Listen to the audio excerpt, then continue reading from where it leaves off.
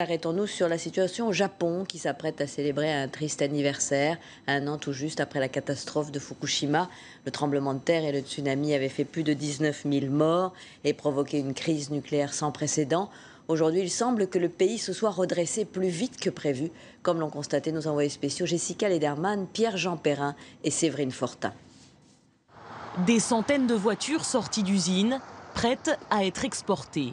Nous sommes sur le port de Sendai, loin de ces images. 11 mars dernier, des milliers de véhicules emportés comme des dominos, des zones industrielles balayées. 200 milliards d'euros de dégâts et des pertes déjà compensées. Janvier 2012, la production industrielle est en hausse de 2% par rapport à la même époque l'année dernière. L'industrie automobile, mais pas seulement. Parmi les usines dévastées, Kirin Beer, de la bière japonaise qui s'exporte. Voilà à quoi ressemblait l'usine au lendemain du tsunami. En 2 mois, la production retrouve son niveau d'avant la catastrophe. Pour rattraper le retard, la production est délocalisée dans les autres usines du pays, le temps de se consacrer à la reconstruction. Les ouvriers sont à l'ouvrage 24 heures sur 24. Comme dans la moitié des entreprises du Japon, on travaille la nuit pour économiser de l'énergie la journée.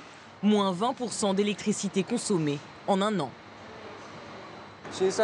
On a 2 avantages au Japon. D'abord, d'un point de vue technique, l'essentiel de notre système est informatisé et ne repose pas que sur des infrastructures lourdes. Donc on est très adaptable. Et puis ce qui fait la différence aussi, c'est la loyauté des employés japonais envers leur entreprise.